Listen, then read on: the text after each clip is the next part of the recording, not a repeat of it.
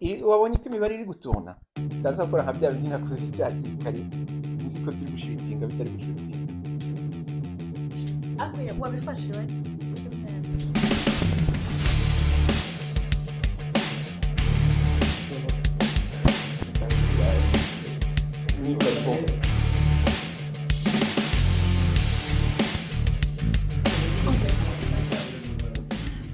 nongeye mbahaye ikaze kuri ETV Exclusivity TV Show no ku Ruhimbi Podcast. Uyu munsi rero Uruhimbi Podcast. Ese mbere ko dukomeza Uruhimbi ni iki?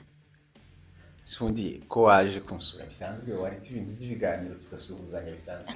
Salamu alaykum. Ariko uraho. Umeze neza? Iwacu imvura iragwa. Aha. So ngaho reka nguhereza ibyo ushaka ufite uruhimbi. Uruhimbi bisobanura ibintu bibiri. Meaning ya mbere uruhimbi mu kinyarwanda ni nahantu baterekaga amata. Yego. Sinzi niba utajya ubyumva. Yawe urabona uzi Ben Kayiranga. Beni we umusaza. Shout to Ben Kayiranga. Afite akaririmbo yaririmbanye na Chanel. Kitwa Uruhimbi.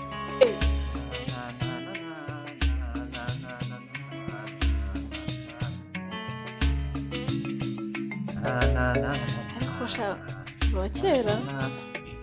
uruwakera pe umva nbete turabigarukaho uzi ko umva afite urana kakaburo mujya mwikuzaho ingohe ngenda kagira yongeye kubonana n'umwana ndusha nka Kenza ndabanza ngakura mu ariko rero nuko se by the way rero uva nyine ba Beni baririmbye uruhimbi nibo babisobanura neza ariko undi uruhimbi ni abatereka amata kandi no ku ruhimbi haba hajishe ibisabo. So mu kinyarwanda cyiza rero uramenye aho wajishe igisabo ntuhatera ibuye. Ku ruhimbi ntaho hatera ibuye. Uruhimbi rwa kabiri na bapasteri bakoresheje hariya kuri tabernacle kuri alitari. Kuri alitari. Kuri alitari mu kinyarwanda nabyo bahita ku ruhimbi. Kwa hari sake. Uramenye naho so hatera ibuye. Ni hatagatifu. So ubwo rero na hano ku Ruhimbi Podcast. Ni podcast ntagatifu. Konona. Murabyumva undi muri sawa. Ntagatifu. Ubu ndababwiza ukuri umwana wanyu yatagatifujwe. Natana imigisha nyinshi. Amen. Nese amakuru yawe. Shameze neza muri rire urabona ko akabiho katangiye kugabanuka. Nubwo kakirimo ariko ubushyuhe bwa izuba riri kugaragara. No muri rire dutangiye kumera fresh ariko en même temps ngerega rire nibamo gutya bimeze nk'umuntu uri gufilosofa ariko buriya ndi mu Parisien mutima. Si wumva ngiye nkunda burya abantu bivuga bari ati burya mbariya ku mutima Paris umujyi uri capital. Yo studio uyu munsi rero naje Lille muri podcast kugira ngo tubashe kuba twaganira ku bintu byinshi ku bintu by'abajene ku rubyiruko ku muco nyarwanda kubera ko turi ku Uruhimbi donc kamubwira umuco nyarwanda ugomba kuba uhari utaranajya kure ufite umva iyo uvuze abajene untera agahinda kubera ko ndibuka hari ahantu maze imyaka 2 nari ndi gukora mu gasosiyete kitwa Marakofi Manisi noneho ko akundi tugiye kurya saa sita n'abajama ntangira gutera story ndavuga ati murabona twebwe rero abajene harimo umwana umwe wo mu Beninoise ubona urushaga nka Kenza aho mu gaseza warayimurushaga yego noneho arandeba gutya n'ijisho kandi twirirwa dutera blague yitwa Nadia arambwira ngo reka tu parler des jeunes atujye wikuramo donc tu fais partie des jeunes baba yarakwamirije akubwishije ukuri numvise nyine agahinda nibuka ko natangiye gusaza muri make ntabwo uri mu bajene. No muri make nemera ko ubujene ni mu mutwe yenda wakomeza ukivugira topic tugomba kuganiraho ariko byo nemera nyine ko ndi umujene umusaza. Marina irimbye ngo umusaza ni umujene. Ndi murayizi ya Marina. Umusaza ni umujene. Umusaza ni umujene. Nicyo kigaragaza ko natangiye kubijya imyaka. Yawe kwiyo ndi munayishaje remaze imyaka 3. Imyaka 3 none yaratagiye ko umusaza.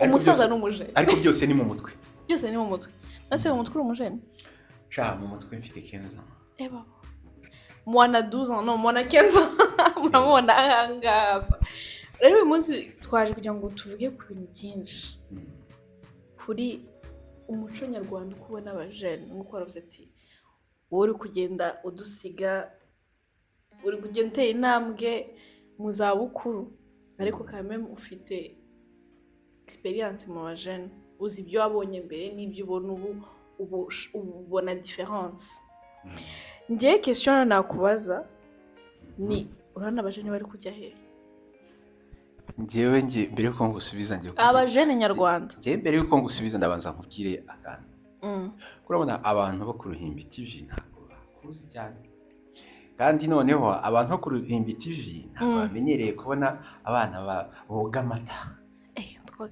banza bibwira abantu bo ku Ruhimbi bakumenye abantu bo ku Ruhimbi rero njye banyita Divine Umuhoza. I'm from ETV exclusive TV show and mfiteho rero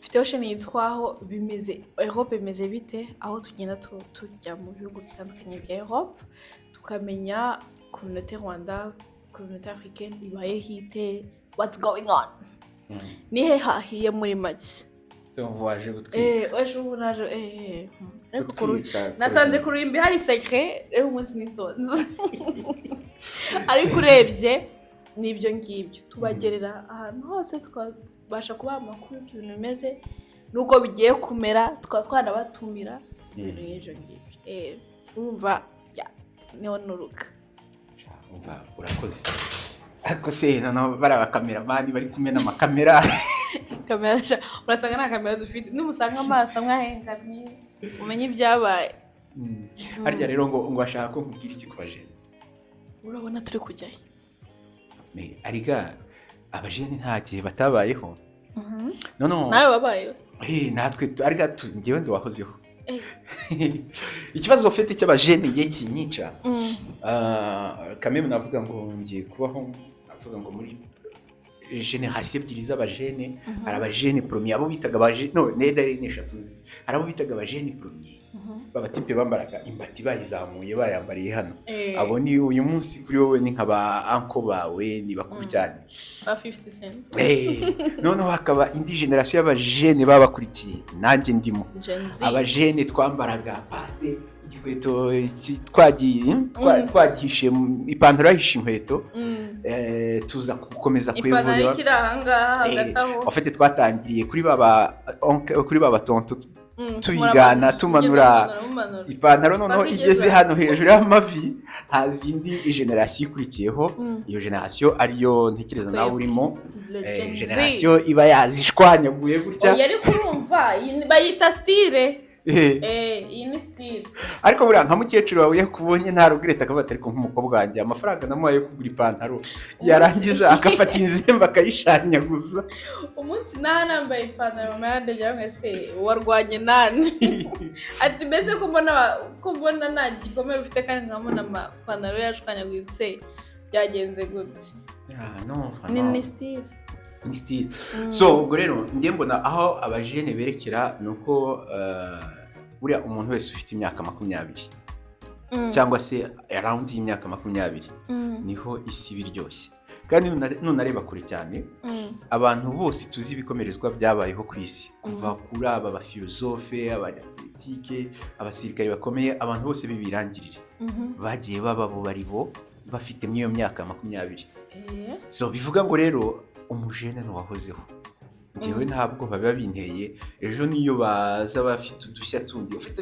nta generation itagira udushya mwaje mufite utuye dushya ipantaro kebwe nese ibyo byo kwambarira ipantaro munsi y'ikibuno si ibyacu ariko nk'amabwiye bari babiciyeho baba wendi ndabyibuka Nyabugogo bambaraga amapantaro bakabakubita kabatera fimbo non en fait usanga abantu bagize muri za 30 40 50 niba ari agashyari baba bafite kubera bari gusaza babona abajene bari kwikorera ibintu byabo bishyashya bari kuvumbura ugasanga babariye bifu anese kuvumbura manje mwe kuze kuvumbura nk'ubu ngubu ejo bundi hari ikiganiro ndi gukurikirana cy'umubyeyi w'umufaransa ntabwo nibuka izina rye sinibuke niyo cana nabirebyeho ari kuvuga yuko we ari très inquiète bitewe n'uko ahantu atuye nyine down across the street hari boîte ati rero hatanga amabonero ibitangaza by'uko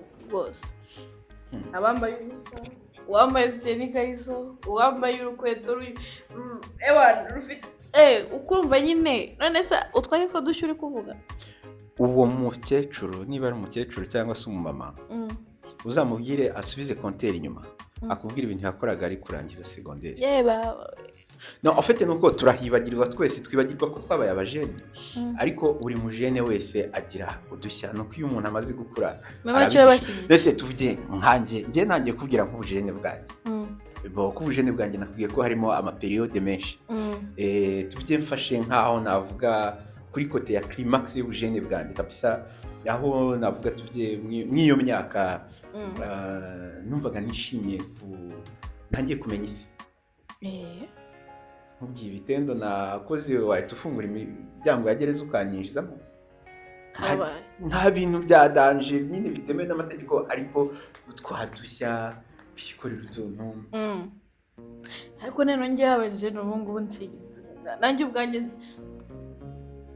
nabaye shoke nk'ubu i Kigali oya ariko ni agréablement surpris nk'ubu i Kigali hari ikintu cyitwa ngo Kigali we share ako kantu warakumvishe ye naragakunze singiye kuwabishe umuvandimwe uheruka kumbwira ngo hari umupote uheruka kumuhamagara hano Rire aramubwira ngo Rire wisheya ufite sharing uyu munsi iri hose ubanza ariko ni byiza bitewe na banki yawe kanicare neza umbwira ko ari byiza urebye ni byiza ati gute sharing Kigali we share is caring ubu ngubu ni Kigali we care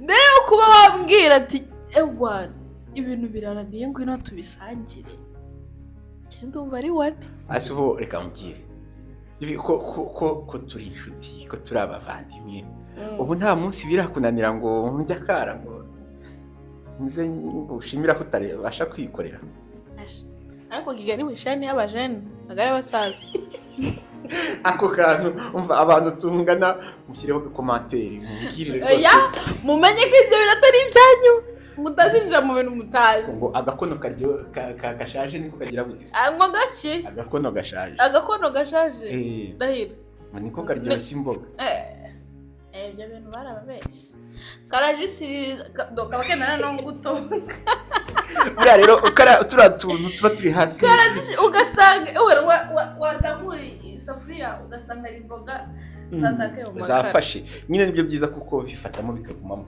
so twese Kigali wishaya ubundi byatangiye bitewe urumva ni sona byesipika gute urumva ni abantu tuvuge niba ufite umukobwa sibyo ejo bundi ukamufatana na kameramani hariya umukobwa umutipe akavuga ati my G Kigali we share reka dusangire mu mahoro ntabwo abantu bakiza n'umutwe uzabikora nzakumena njyewe ntabwo ibyo bintu babinzana Kigali share on me ntabwo bishoboka ndabishyigikiye ariko ntabwo bishoboka kuri njyewe ati kubera iki kugira Kigali share ni abantu bafite mental yo gusharinga nese ubundi mu by'ukuri bitwaye iki gusharinga hari ikibazo cyabyo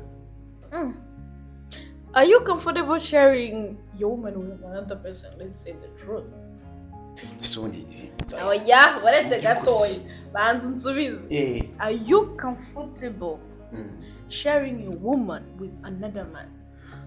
maze ndanamuhisha nta n'umuntu wamumenya none rukumbaza ngo ariko nabari abasheringa ntabwo basheringa bo mu rugo ngira ngo mbese ntabwo narimbizi muri make ntabwo sharinga the capital asharinga the chiza yego that's smart nose we si kubibona kuko reka nkubwire abari muri Kigali Wisheya ntekereza ni abataba barajya muri icyo nakwita na se muri relationship serious. Simbizi. I don't want to say names, but en plus jewe navuye umva jewe ubwo mperuka i Kigali nari umwana kwa Gitwaza narisengeraga cyane ku buryo rwose niyo nabonaga biriya byose nahitaga mvuga ati kwa Cinara Yesu ngafunga amaso nkagenda ntabyo. No muntu umaje kutubwira ati atubwiye fase twamushyira muri prison none ngo yari umwana wa Gitwaza namwe mubyumva mo gatoya kwanze none ngo Gitwaza shabaje reka nkubwiye abana ba pasteur they are the worst. No twebwe twarasengaga cyane tukunda Imana twubaha Imana nta bintu by'amanyanga. By the way nabonaga umuntu wamaze kwimariya nawe ajya muri sharing. None je nari ko ari by'abayufu nyine kwa kundi mu maclub mu mihanda. We share is not I share with you for a certain moment. We share, just we share. Ariko you know what, I prefer Kigali Wisheya than Ibyina. Nsobanurire gana na Ibyina hajeho ngo ni 50-50 mw'abantu. Turajyana uri kuneta turajyana muri restaurant wishyura ibyawe nishyura ibyanjye. Ariko nanone ni mindset sha. None se ubundi wowe uprefera ibihe? Can you do that? 50-50? Yeah. Urashaka ko nkubwira ibindi mo cyangwa ibyo? You have answered the question already. No, byaterwa n'umuntu turi kumwe. N'uhumetsa bavuze. Byaterwa n'umuntu turi kumwe kuko njyewe nari nguki? Yes, biterwa n'umuntu turi kumwe. Njye kuko nakuriye muri kaca umugabo bari umugabo. Thank you. Ona sinokuye turi kumwe n'umukobwa language ndapeya. Donc ariko nanone nasanze ubuzima bwaba binahangaha ofete barasharinga ko mwe musanga na kenshi muri hoperi gabya umugore niwe mutwe. Twebwe iwacu umugabo niwe mutwe niwe kibamba niwe uyoboye urugo. Ariko ino umugore niwe uyoboye urugo. Ayishwa ko turi mu gihugu kimwe. Nose vasi bizi ukuntu bibona ko mu Faransa ekada wenda umugore niwe ufite ijambo ku bana kubyagura ku bintu nk'ibyo ariko quand même l'homme de la maison c'est l'homme de la maison quand même. Non, moi je trouve le contraire. Bro, on a bimeze gute man? Natali abagore umudamu afite plus de responsabilité kurusha umugabo kuko ari byinshi akora kurusha umugabo. No Tajyamo. Yego umugabo aba agomba kumenya wenda ariko nawe akenshi usanga ari na 50-50 koko. Nzataha iwacu rero. Akajya gutahana abana akabatekera Actually that's true. Ariko nanone ntekereza ko difference ni muri cya gihe bitagenze neza usohoka mu rugo. Aho ngira ngo niho habaho ufite hadetermina. Aho je suis totalement d'accord. Uri kibamba kuko iwacu ntabwo no mugore arahukana niwe umugore arahukana. Nuvuga ngo niyo byanze umugore niwe wahukana niwe ugenda ariko ino iyo byanze umugabo niwe usohoka. So bivuga ngo rero ino hangaha umugore niwe ufite ibitugu bifashe neza. Ariko I really understand why umugore umugabo ari nasohoka. Umugore aba afite abana on his church on her church aba afite a lot of responsibility. Muri make moi je trouve ça très culotté yo kubwira umugore ngo nasohoke mu nzu n'abana kandi araba mwabyaranye and then go kuko bitagenze neza. Eske mwe musapotinga nko twe twakuze umugabo ari umuntu udakorwaho ari umuntu ugomba kubingirwa buri kintu cyose ntashobora iwacu abantu benshi batazi guteka. nanjye iyo ntetse ndashiririza ikibazo akajya ahantu yiriwe mu rugo akaba atashobora gutekera akabwirirwa. Eske mwe mubidakwaho yuko umugabo agomba kumenya gutya agomba kuba capable yo kugira utuntu tumwe na tumwe adakora mu rugo. I know that what I'm saying abantu barabinyicira benshi ariko njyewe ahantu preferinga umugabo kuba the man of the house, the king of the house, ibyo ashaka byose ni kuri point financier. Mais tout le reste non. Umugabo ni cash power. Cash power. Cash power tanga umuriro. Muragowe. Abantu mushaka abagore kuraje cyane. Ariko nibyo. Bamushatse ko umugore nta kintu agomba gusohora. Even if yabakora. I'm gonna say this again. Your money is our money. Sibyo? But my money is vision. Nibyo.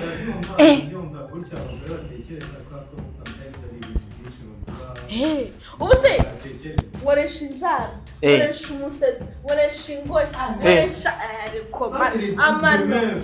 None ibyo byose se njyewe ngamubwira. No, reka mbye ikintu ya n'umujinya. Tout ça, je vais le faire en plus pour mon homme, pour le faire peur à lui. Ah bah oui. Non, mu kazi. Bien sûr que je vais le faire. Menshi kumurusha. Je sais byanditse. Oya, kamubwira. Mu gihe mwebwe ikintu mukora, kwiyogoshesha, kugura douche. Le bogos akaba yabaye le bogos no kwisiga igihe atisiga. Ako quoique abahungu b'iki gihe basigaye bafite skin care. No, ariko abahungu nyine basigaye badepansa kurusha abakobwa. And that's becoming kuri njyewe umuhungu ufite skin care no muge. Si. Umuhungu bisubiremo. Umuhungu ufite skin care. Kuri nje how you do you have skin care? Maybe. He doesn't. Wallahi insiga rukoto. Do you have skin care? Yeah. Ese ko mbona uri kuyishaka? No, mfite n'utuvuta bangu ariko njya nkwibuka iyo mubivuzeho. Noneho ahantu nje nemeye ko ari byo. Ejo bundi nagari ihame ariko niba amavuta muri pharmacy it's okay. Ejo nari kuganira n'umukobwa mu Brazilian ariko umbwira how umutipe ngo ubona wiyitaho ku rwego ruhambaye cyane atujye wibaza akabazo. Wana wa muntu afite amaso amavuta ya hano akagira ndi ya hano ibyo byose ntabwo nzi ko bikora akagira hano kumva nabihera afite ari umusore tujye kuri Instagram bakwereka umva afite skin nari umutipe nzige muri iyi minsi nawe abyuka afite ibase y'amazi irimo ice n'imineke nkunda gashyamo ah oui ejo nuza kuri restaurant baramunyitse uramutipe akashari akuriya bari muri business ko amafaranga kandi ngo prestation ye n'ibihumbi ni 6000 euros kandi akora prestation faite en ligne gusa murumva. He's not here to draw. Wangwani muri business. Ariko amutipe ngenza nzabya t-shirt turasotse turagiye nange mutange ngewe divine mutange kwitegura. Ntabwo ibyo bishoboka. Niba udashaka umuntu none se utako yuko n'umuhungu atiyitaho. No. Asohoka tisize. Yo umva oya. Yiyogosheshe ase neza yisige. Ushobora kumbwira impamvu umuhungu azishyira makeup anga kugira ngo linye zibe akuze reka nanjye mbabaze mwiza. Ese undi amafaranga dukorera nayo kwisiga cyangwa nayo gukoresha indi mishinga. So abahungu mbakundira imishinga yanyu yuko tutajya tubona. Oya en fait icyo kibazo ikintu kibuze kutujyanaho ni iyo 50-50 uri kuvuga. Ndabyumva ko mufite ibyinshi mugomba gukora kwiyitaho kwikubita igiporezo cya danger. Abana se mwe mwishyura passion alimentaire. Ata niba tubana suzi ko kamubwira njyewe dushobora kubana afite abana batanu nishyura passion alimentaire hanze noneho nkanakugerekaho nkagomba kukwishyurira n'ibiporezo byawe byose warangiza batuzanira facture y'inzu kambwira ngo nishyure njye nyine aho ayawe. uri umugabo ninde wakubwiye ngo ungire abana 5 wowe si ninde wakubwiye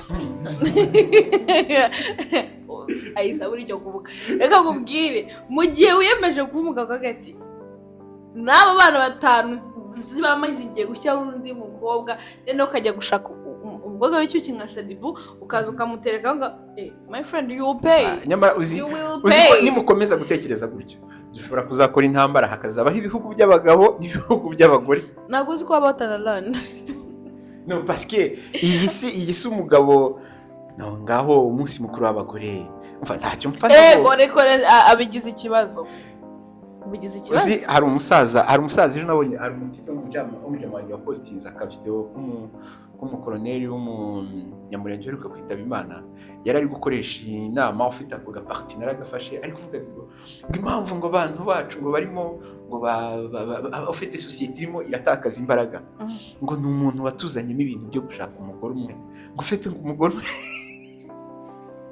umugore umwe nicyo kibazo ngo ukabona ngo umugabo ngo ari kugenda gutya ngo ijite ko umugabo nyine ufite umugore umwe aramufata akamubwira ati jya iburyo jya ibumoso kuri iki n'iki yari kugarura avuga ko umuco wa kera basogokuruza bacu kubera babaga bafite inka nyinshi bafite imitungo myinshi bafite abana benshi bafite abagore benshi umugabo yasohoka ukabona koko ni umugabo kandi umugabo nyine yanakubona nari mfite abagore 7 ukaza ari umugore wa 8 ngahita nkubakira inzu nta nubwo ibya 50 byarimo ibya 50 nyine nahitaga ngwakeya zose none wowe Regis uri kutureba ushaka abagore 2 urakodesha na nipine ufite y'igare ushaka abagore 2 kugira ngo ngende no ndi d'accord que uyu munsi nyine circonstances z'ubuzima turimo ntago zitwemerera kugira abo bagore 70 ariko I'm sorry kuvuga bereka mbivuge ndadeba kamera sina kurebe utantera inkonje nemera ko abagabo uyu munsi bemera ibyo bintu nyine byo kuba ari bo bishyura toutes les factures en fait kwemera kwemera gukandamizwa n'abagore abo bagabo nabo bajya kwisiga za makeup wavugaga arafandi compte turi gutakaza abagabo kwisi ariko nubwo navuze makeup cyangwa zikingi ndi d'accord ni très très d'accord yuko umuhungu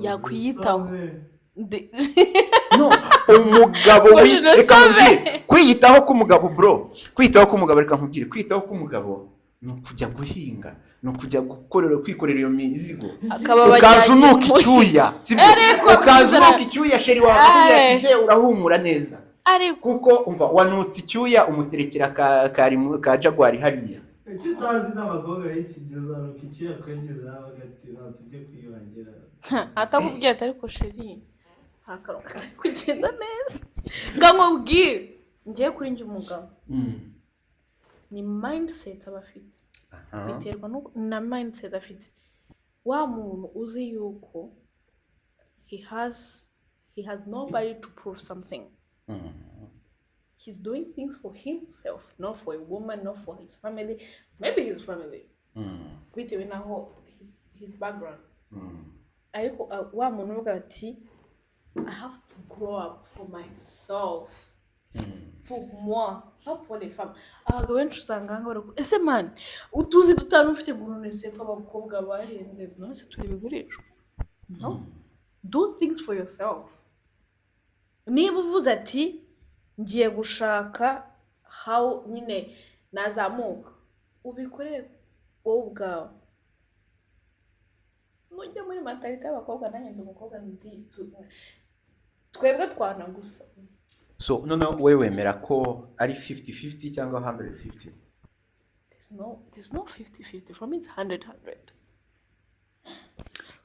kuvuza akantu ariko ngo kuva navuka akira bitanu nabirimo no ako kantu ka 100 ka 50-50 giye nanjye sinakemeraga cyane parce que nemera ko ariga hano turi mu Faransa imyaka 100 ntirarangira umugore yemerewe gukora mu myaka 100 ishize umugore yabaga ari nyina w'abana gusa ajya gufura akora isuku nta kazi yari afite nta buzima yarabayemo ariko uyu munsi dufite abagore baba directrice abagore baba pilote abagore bakora ibyo abagabo n'abapresidente barahari so nukuvuga ngo niba nemera ko uyu munsi abagore bari able gukora ibyo abagabo bakora nukuvuga ngo uyu munsi ngiye nshobora kuba nakundana nawe nshobora kuba nkundana nawe ntabwo umugore ashobora kureba ibyo umugabo ashobora. Ibyo bintu mwigeze mu mutwe par contre gute ntabwo ari byo, ntabwo iyo vision yo kuvuga ngo umugore ashobora gukora ibyo umugabo ashobora gukora ibyo umugore ashobora gukora, umugore ashobora gukora ibyo umugabo ashobora gukora. There is no way it's possible. Example. Sawa, ngiye kuguha example tout simple. Sibyo? Example ngiye kuguha a little bit tricky, ariko urabona umugore inaha muri pomberi. C'est la vérité. Non, ariko bizaza. Thank you. Peut-être bizaza. Non. None se dukuyeho communauté LGBTQ, tout ça. Wari wabona umugabo muri Sephora? Yigira gute? Non, abo bakuremo. Non. Sécurité. Non, ari gukonseya. Nasi umusekirite. Manese hari utuzi cyangwa se hari ibintu kuri njye, like a woman has her own space which very respectable kandi yabaye igomba kuba respected from now kugeza isi irangiye. I think kubera yuko umugore kuri njye someone who is very important in our lives. Sibyo? She's a mother. She's a wife. She's a sister. She's a lot of things at the same time. Ngiye kwinjye ntabwo namuha plus umugore afite plus hejuru cyane. Hejuru urimurandisha umutima. Kambatumire kuzareba poem yitwa Umugore si umuntu on YouTube. Nibagiye kunama tipe yitwa. The poem explains everything. Uburyo umugore atari umuntu. Si byose kuri njyewe urumva ni ibintu very very tricky. Kubera ko umugore deja mu rugo tujye no kubakira, tujye imbere gato reka izi generation z'ubu ngubu. Umugore wasangaga mu rugo ari uri gufata abana bakajya kuvoma, sibyo, agateka, akamenya inama yo kwishura akaba uzajyayo. Umugabo wenda azajya gukora ku kazi gakomeye, atahe yoge, yicara umugabire aryame, the next day he goes to work. A woman akora 24 hours on 24 hours. Umugore kuri njye ntabwo ari umugore something else.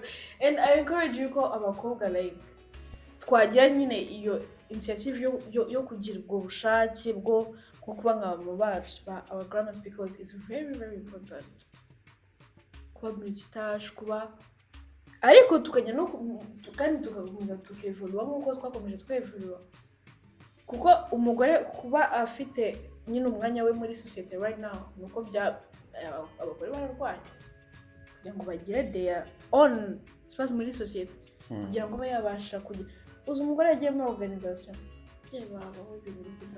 I'm not saying there's no men who can do good, but they do, but a lot of them they're women. Njye ndi kwiga tourism, n'abakobwa gusa kubera n'abahungu barimo ariko usanga bashaka kuba directeur d'une agence de voyage, things that are really not nyine bidafata ibintu byinshi, ariko ugasanga barimo organizatrice, ugasanga ari kumenya ibintu byinshi. You see, like a woman ni multitâche. No, arakantu uvuze kakomeje kuntembera mu mutwe. Umugore ari mukuru kurusha umugabo. Oya, no, nta nubwo njye nagafashe mu buryo bubi ofete, nuko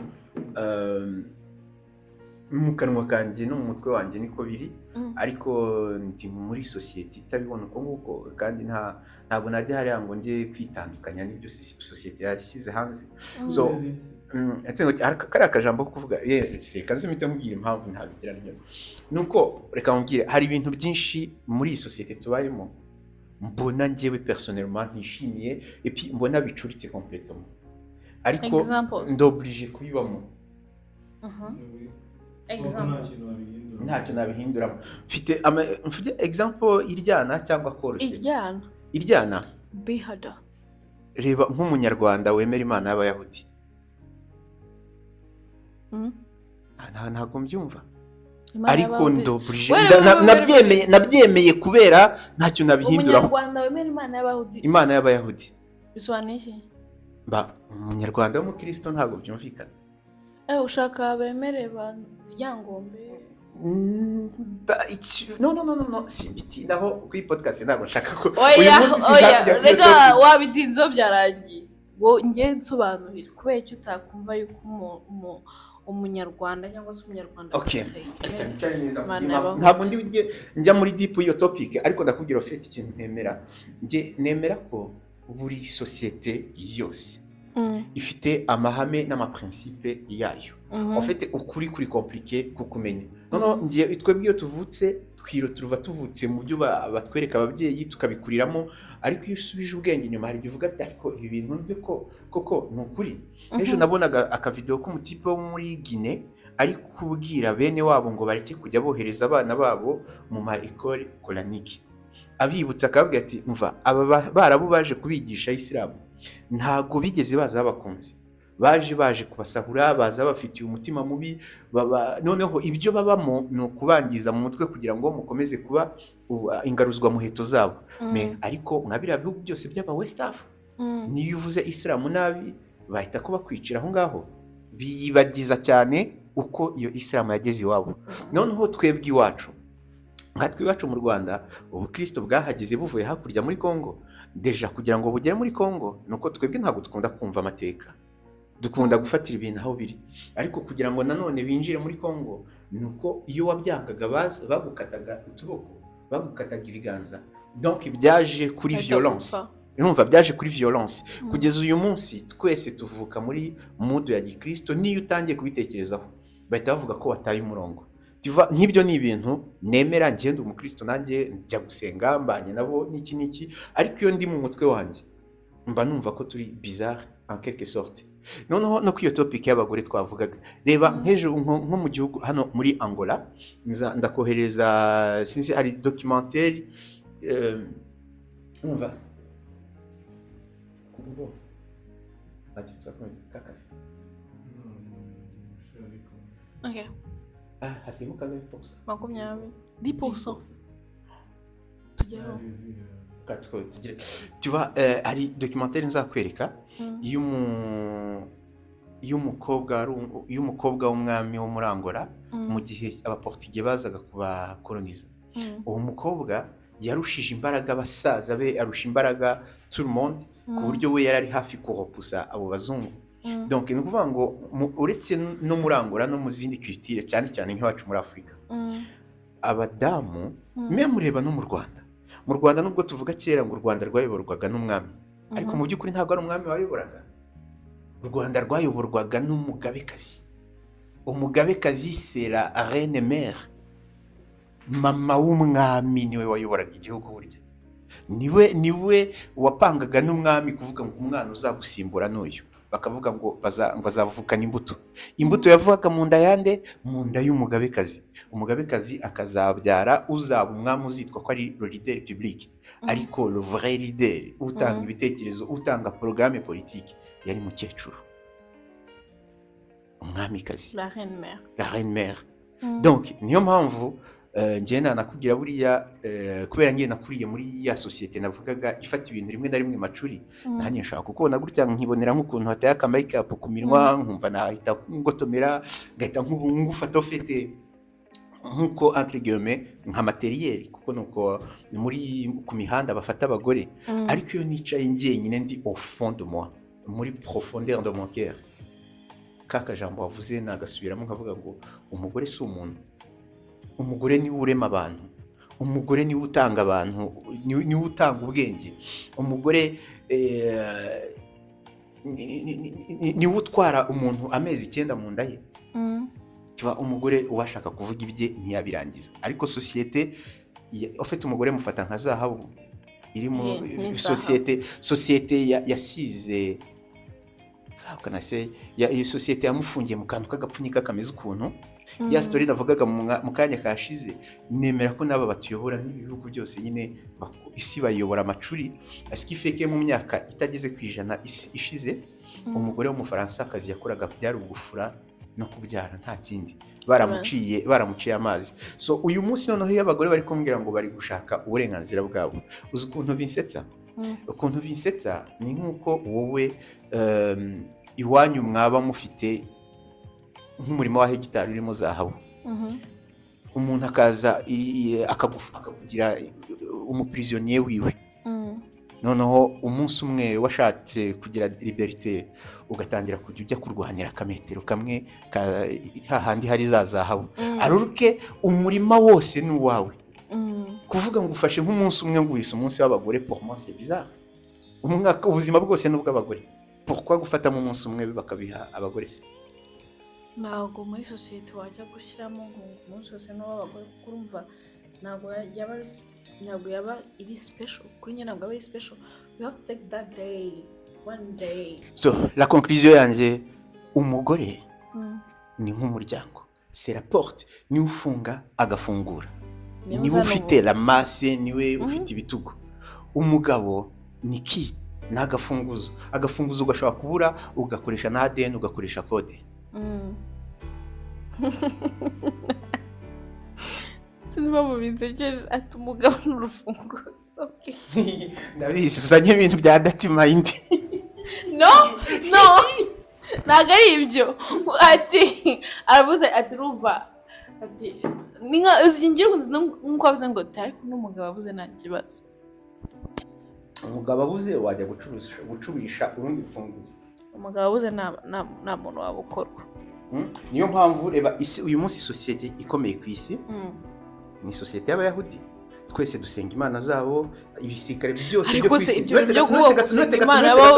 Uretse gato politike zose ziri ku isi ni z'abajorish, ibisirikare byose bikomeye ku isi ni byabo, business zose zikomeye ku isi ni zabo. Noneho cyane business ihindura abantu abanyabwenge cyangwa ibigoryi, multimedia, televiziyo zose zikomeye ku isi ni z'Abayahudi, n'izi social media ni z'Abayahudi. Donc batujyana aho bashaka, bakatuvana aho bashaka, nibo bategeka. Uzi ikintu bafite twebwe tudafite, kugira uwo Muyahudi nuko byarwa ku mugore w'umujuive.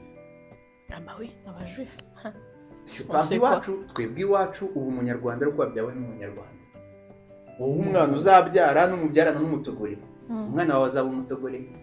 Umugabo ufata origine y'umupapa.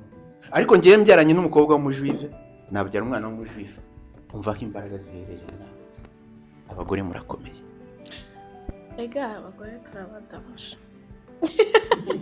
Umva uko bafite abagore mwese aho muri kwisi ndabatashya. Umva ariko nyine munyikundire, sibyo ndi kubikundishaho. Umva umusenge. Rero conclusion iki kiganiro kizakomeza, si byose kizakomeza, hari muzagenda mubona episode make. Ariko urumva conclusion ni ihe umugore conclusion nuko 50-50 muyireke. Kigali we share, it's not something mwavuga ngo ni ikintu to be happy about, it's a shame actually. Yeah, wenda dushaka kubivuga tukabiseka tugatera blague, but it's actually a big shame kuko I don't see you ko wakemera yuko to be still a girlfriend cyangwa se boyfriend on something iri trend kuvuga ngo Kigali we share. Ikindi cya kabiri, mubaha abamama, mubaha ababyeyi, mubaha igitsina gore kuko nicyo gitwara ubuzima, nicyo kiduha ubuzima, nicyo kiduha education. So ubwo rero twongeye tubarane mu byumweru 2 by now, and dukomeze tuganire kuri byinshi. Niba mufite topic mushaka kuvugaho, please mubishyire muri comment, yaba ari yanjye, yaba yari yo ku ruhimbi, and then we will see. bariga no kwa Froswing hose bagera ku Ruhimbi. Ariko burya umuntu turi kumwe nakoretse ubutaza bibwira tuzagira kuri iyo story actually kuko mu muzingo Ruhimbi ariko ntago ari sisakekeza Ruhimbi kuvuga byari byakugoye rega ibaza umuntu nka Froswing akambwira ngo ni sacre utunyine ugati kabisa. Ubwo rero nkomeza kubifuriza umunsi mwiza kandi nkomeza kwifuriza ibihe byiza. Ibya 50-50 simbyemera nanjye, sibyo. Icyo numva twaha agaciro nuko twaha umubyeyi agaciro kuko deja tumwita umubyeyi, ndavuga umudamu. Ariko birasaba nanone ngo abadamu mwibuke biriya bintu navugaga ku bajuife mu kanya, abadamu mukora ibishoboka byose muve muri gereza babafungiyemo. Ntago abadamu muri ibicuruzwa by'abagabo, ntago abadamu abagabo aribo bagomba kubagenera uburenganzira n'agaciro kanyu. Kuko ntekereza umudamu uri muri place ye amenya guhereza keya umugabo. Kandi buriya abagabo turabana nubwo duhora turabana nubwo tuba turabana afite nk'imyaka 30, 40, 50.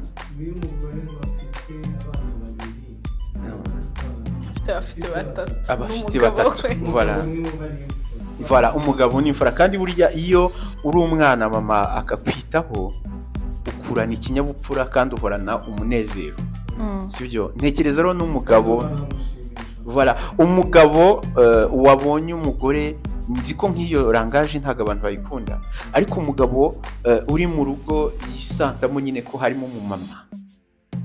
Uwo mugabo niyo agiye ku kazi agenda afite envie yo kuza gushimisha wa mubyeyi.